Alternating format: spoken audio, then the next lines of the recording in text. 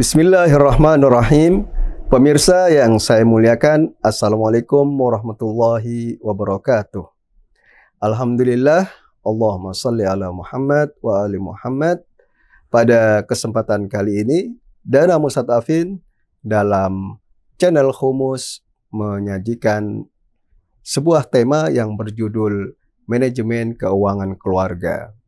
Dan pada kesempatan kali ini, alhamdulillah bersama narasumber kita dengan Bapak Naufal Ali. Assalamualaikum Bapak Naufal Ali, apa kabar antum? Mudah-mudahan sehat. Waalaikumsalam warahmatullahi wabarakatuh, Ustaz Ilyas. Alhamdulillah, kabar baik, alhamdulillah.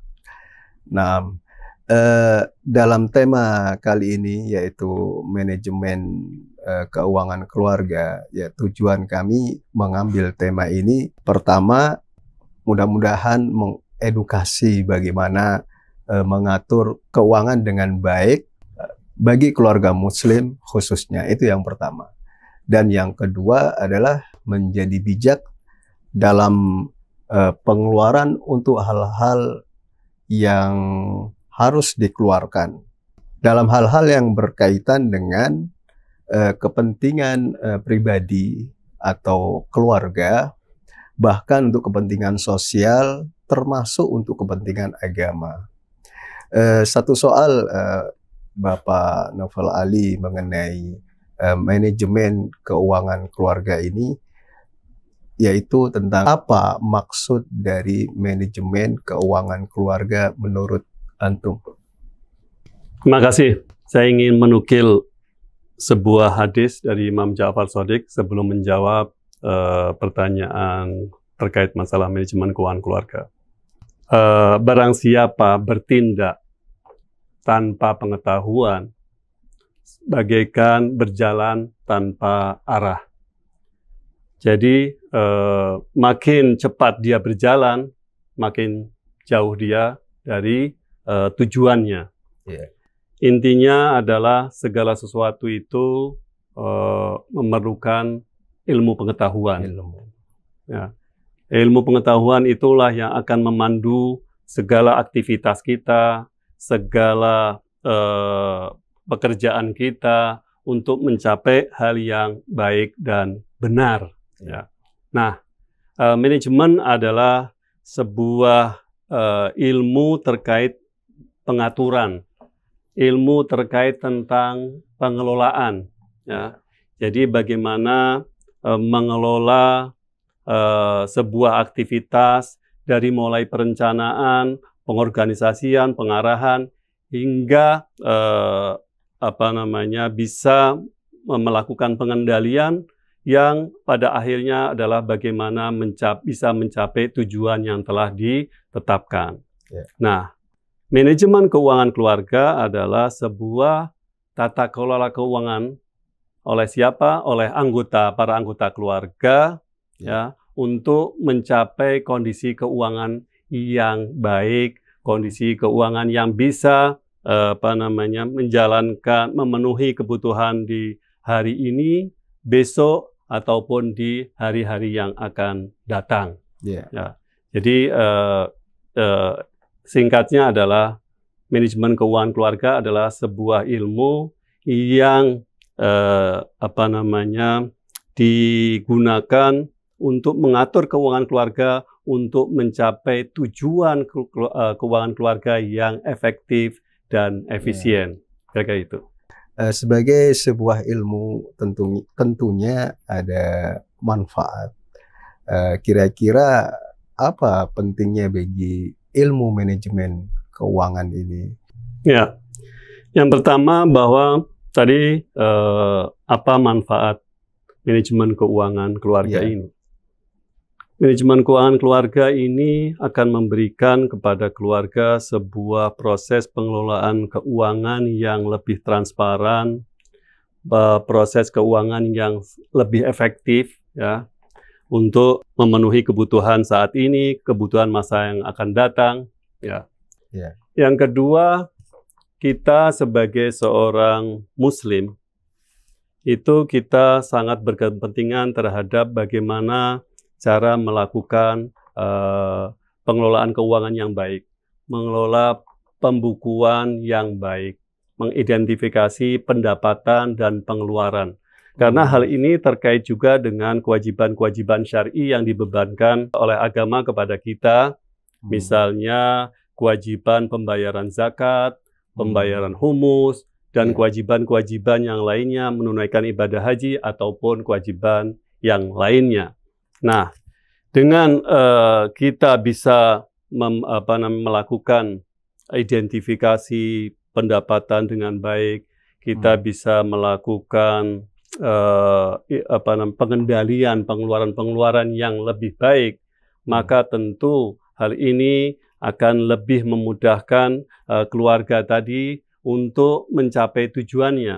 Ya, salah satu tujuan keuangannya adalah pengaturan keuangan keluarga itu adalah dalam rangka bagaimana keluarga tersebut bisa mencapai tujuan sebagai keluarga yang harmoni, kira-kira gitu ya. Nah, karena keluarga yang harmoni ini erat kaitannya dengan kondisi keuangan yang stabil. Nah, kira-kira itu. Yang saya pahami, misalkan agar kita bisa berderma atau mungkin bisa mudah lalai dalam pengeluaran maupun pemasukan itu, termasuk dalam tujuan tema ini, bahwa agar kita dengan pengelolaan yang baik, artinya ada keinginan supaya peningkatan ekonomi. Ya, jadi salah satu tadi itu manfaat dari pengelolaan keuangan yang baik itu yang pasti adalah bagaimana kita bisa mencapai tujuan di masa yang akan datang.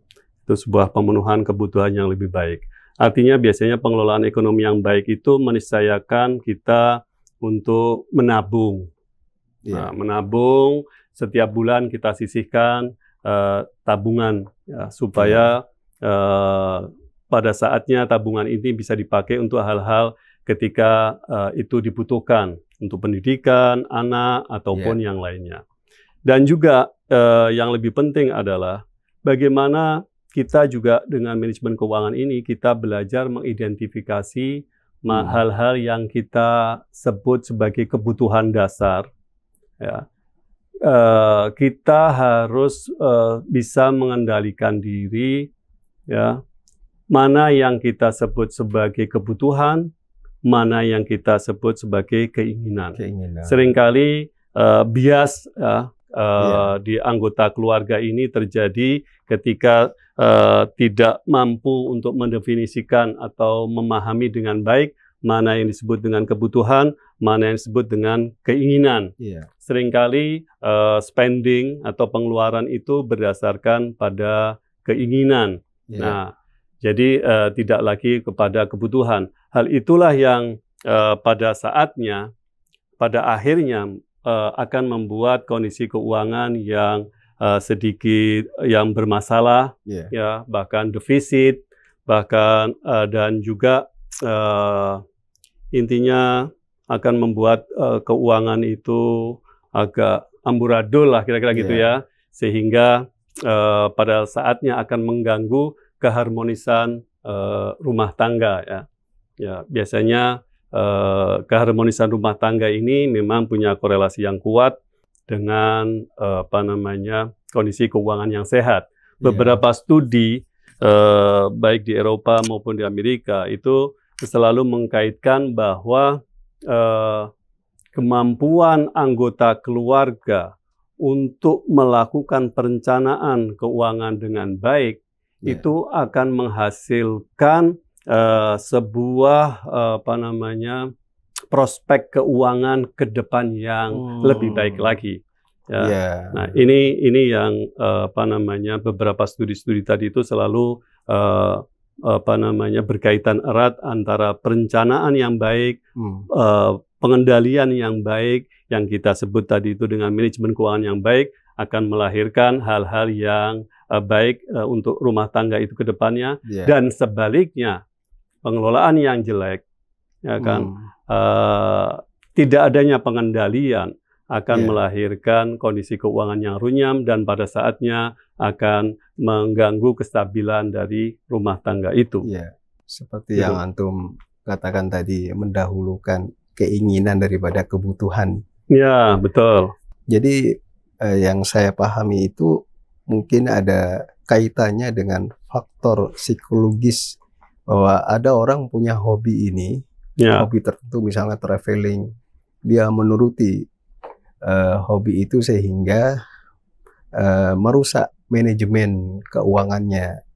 Terus juga agar tidak jatuh dalam apa yang disebut dengan dalam agama itu pemborosan, atau mungkin begitu ya Said. Ya, jadi beberapa hal yang terkait dengan masalah godaan keinginan, ya, kita katakan godaan keinginan. Seringkali itu muncul misalnya seperti kondisi sekarang ini, seringkali kita hanya dengan membuka HP ya, kita jalan-jalan ke toko online tadi itu, ke marketplace dan lain-lainnya. Di situ ada berbagai macam penawaran-penawaran, sehingga kita mudah tergiur untuk masuk keranjang gitu. Betul. Jadi kita mudah tergiur untuk membeli ini itu, ya kan? Yang hal itu sama sekali tidak ada dasar kebutuhannya, bahkan hanya sekedar tadi keinginan-keinginan aja, hanya keinginan-keinginan untuk mendapatkan barang-barang yang kita belum tahu apa sih fungsi yang sebenarnya, kira-kira gitu, ataukah itu dibutuhkan atau tidak. Nah, juga dengan kemudahan-kemudahan yang lain, misalnya ada pay later atau berbayar yang kemudian, ya. Jadi kita bisa berbelanja tanpa harus mengeluarkan uang, karena menggunakan fasilitas yang diberikan oleh para marketplace tadi itu dengan membayar kemudian.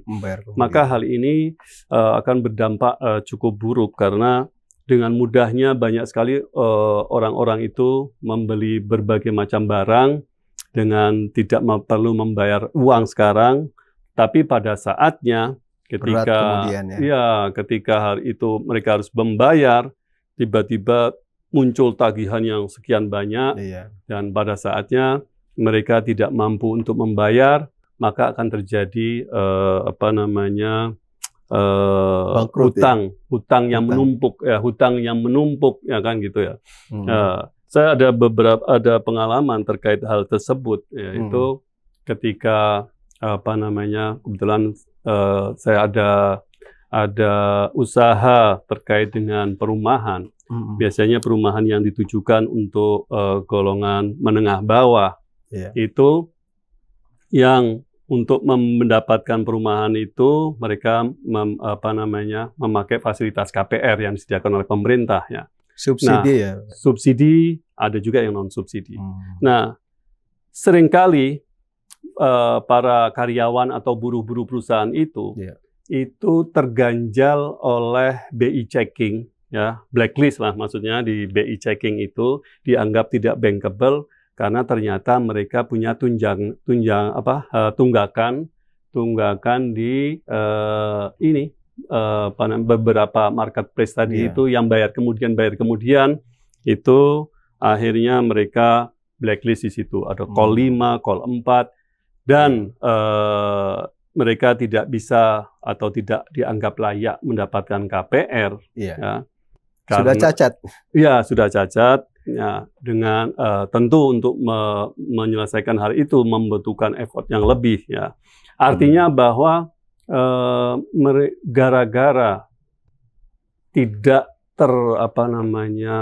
pengendalian keinginan tadi bisa mengakibatkan kebutuhan-kebutuhan yang lebih mendasar dan lebih penting seperti perumahan dan lain-lainnya ini bisa terbengkalai. Maka memang harus lebih bijak dalam kita mengendalikan keinginan-keinginan terkait dengan maraknya penawaran-penawaran tadi, ya, apakah itu untuk pembelian barang ataukah tadi itu untuk sekedar traveling atau hobi-hobi yang lain yang tadi sudah yang antum apa namanya pertanyakan, ya kan, seringkali kita melihat bahwa apa namanya kita spending sesuatu itu karena menjaga supaya juga image kita tetap di mata orang-orang, ya kan, ataupun tetap kita memelihara hobi-hobi kita yang sebetulnya itu memberatkan kondisi keuangan kita. Betul. Gitu. Jadi kembali lagi kita harus bijak dalam masalah pengeluaran tadi ya. Ya, itulah tujuan kita dalam berbincang soal manajemen keuangan keluarga ini. Ya. Dan masih ada 2 soal. Yang pertama, manajemen keuangan keluarga artinya ada sesuatu yang dikelola. Mungkin bisa dikatakan berlaku bagi orang yang punya. Orang yang punya sesuatu harta benda, uang, dan itu ada yang bisa dikelola manajemen. Lalu bagaimana dengan orang yang tidak punya? Apakah dia juga bisa melakukan manajemen keuangan ini untuk keluarga mereka? Ya, jadi manajemen keuangan keluarga ini untuk siapa? Itu lebih tepatnya adalah untuk semua lapisan golongan ya. Jadi mulai golongan yang kaya, golongan menengah, golongan yang mapan, yang cukup maupun golongan yang kekurangan, ya kan. Apalagi kalau kita bicara golongan yang pas-pasan atau kurang mampu ya, mungkin ya lebih tepatnya kita bicara kurang mampu. Itu memang harus bisa memanage pengeluaran lebih baik supaya tidak terjadi defisit. Supaya menjaga supaya keuangan itu tetap positif.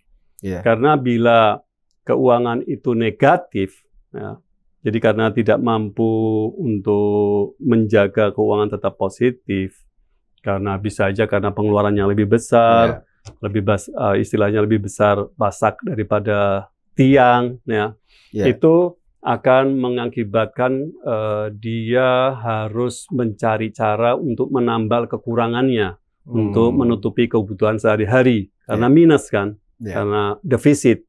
Nah, ini biasanya rata-rata umumnya, maksud saya itu bahwa untuk menambal kekurangan itu mereka membutuhkan bantuan ataupun pinjaman ya dari pihak lain, ya, pihak keluarga maupun pihak lain.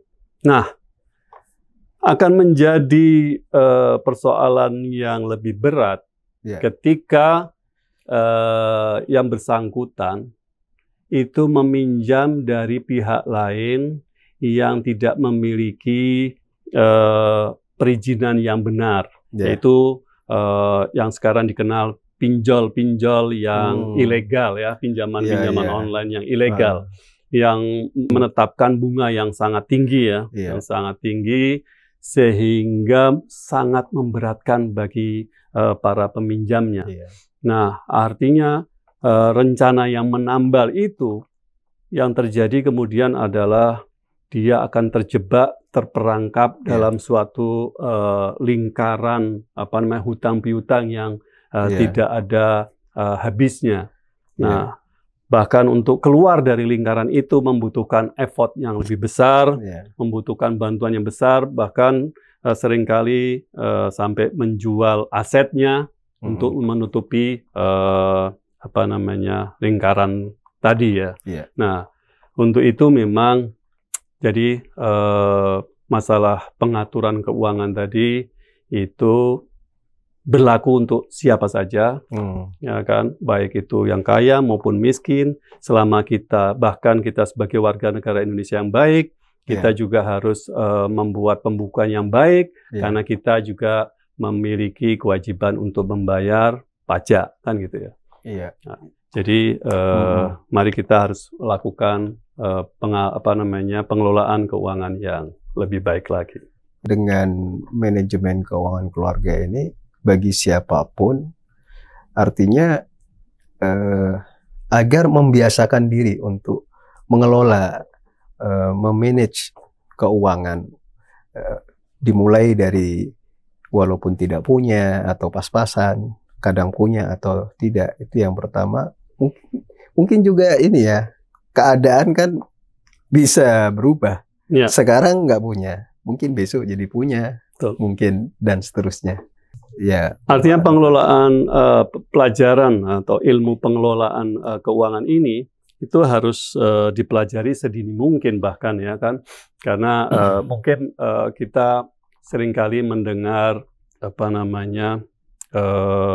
dari semenjak kita kecil, semenjak kita di sekolah dasar adalah kita diharuskan rajin menabung. Nah, artinya kalimat rajin menabung itu adalah kita harus membiasakan menyisihkan sebagian dari pendapatan kita. Uang saku. Ya dari kecil kita uang saku kita dan lain-lainnya. Ya kan, rajin-rajinlah menabung supaya kita sukses ke depannya, rajin-rajinlah menabung supaya kita kaya ke depannya kan. Hal-hal itu yang sering kali didengar dari para guru, para orang tua zaman dulu. Artinya adalah pendidikan tentang pengelolaan keuangan ini sedini mungkin ini yang harus melekat ya. Semakin besar, semakin dituntut untuk lebih detail lagi. Karena seperti yang tadi bahwa bisa jadi dengan pengelolaan uang yang baik, maka hal-hal yang saat ini minus, itu akan menjadi surplus pada tahun-tahun berikutnya. Karena dari rajin tabungan tadi, kemudian investasi meskipun sedikit, yang itu akan mendapatkan side income yang cukup lumayan ya untuk membantu kondisi keuangan di keluarga tadi ya. Kayak gitu. Ya, soal terakhir ini, Pak Novel. Menurut antum bagaimana mengatur keuangan yang baik, gitu. Manajemen yang baik soal keuangan ini menurut antum, pengalaman mungkin kita bisa menimba pengalaman dari antum. Ya, yang pertama setiap keluarga itu harus menentukan targetnya, ya, setting goal, ya, targetnya. Dalam 1 tahun ke depan kondisi keuangan ini seperti apa? Ya kan? Dalam 5 tahun ke depan, dalam 10 tahun ke depan, misalkan gitu. Ada beberapa orang-orang yang kita kenal menargetkan bahwa dalam usia 40 tahun kita ini sudah finance freedom ya. Bebas keuangan karena kita sudah memiliki berbagai macam pendapatan yang tidak perlu lagi kita repot-repot bekerja dan lainnya. Ada yang menentukan umur 50 tahun dan lain-lainnya. Intinya setiap keluarga harus memiliki satu target. Yang kedua adalah bagaimana kita harus bisa mengidentifikasi dengan baik sumber pendapatan dan juga distribusi pengeluaran. Ya, jadi biasanya kan pendapatan itu diperoleh dari salah satunya dari bekerja, ya suami, ada juga yang suami istri bekerja, dan ada juga dari pendapatan dari lain-lainnya, misalkan ada yang memiliki sewaan rumah, tanah, kos ataupun yang lainnya. Nah, itu semuanya diidentifikasi.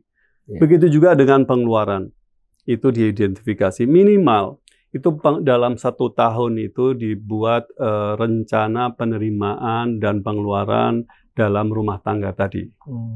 Nah, kemudian yang kedua itu berikutnya maksud saya bahwa harus ada skala prioritas. Mana yang tadi itu harus dikeluarkan, ya kan? Skala prioritas ini. Kadangkala kita ini punya skala prioritas tidak hanya antara yang penting ataupun yang tidak penting, tapi seringkali kita juga dihadapkan pada yang penting dan yang lebih penting. Nah ini komunikasi antara suami istri khususnya ya, dan juga anggota keluarga yang lain ini sangat dipentingkan ya untuk menetapkan skala prioritas dari pengeluaran tadi. Ya. Nah berikutnya adalah ketika sudah menetapkan skala prioritas, maka yang paling penting adalah komitmen dan disiplin. Ya, jadi sudah ada rencana pengeluarannya seperti ini, ya kan. Kemudian prioritasnya sudah ada. Tapi kalau tidak ada komitmen, artinya yang terjadi tidak anggota keluarga tidak komit, maka akan rusaklah perencanaan tadi. Jadi komitmen dan disiplin dalam pengeluaran itu sangat penting. Kemudian yang berikutnya adalah komunikasi, selalu komunikasi ya antar anggota keluarga untuk sama-sama melakukan evaluasi. Apa yang perlu dikoreksi, apa yang perlu dilakukan penyesuaian, kan gitu. Nah, ini salah satunya yang lebih penting adalah komunikasi, transparansi di antara anggota keluarga. Dan terus-menerus melakukan evaluasi dan pada saatnya juga melakukan tadi itu perbaikan-perbaikan atau penyesuaian-penyesuaian terhadap struktur pendapatan maupun struktur penerimaan, sehingga pada akhirnya bisa mendorong ya rencana-rencana tadi itu menuju kepada target-target atau tujuan yang sudah di-setting di awal tadi. Kira-kira itu. Terima kasih banyak Bapak Novel atas penjelasan antum. Mudah-mudahan bermanfaat bagi kita semua. Demikian pemirsa yang saya muliakan. Insya Allah kita akan bersambung di episode lainnya dengan tema yang sama, manajemen keuangan keluarga. Wabillahi taufiq wal hidayah. Sallallahu alaihi Muhammad wa ali Muhammad. Wassalamualaikum warahmatullahi wabarakatuh.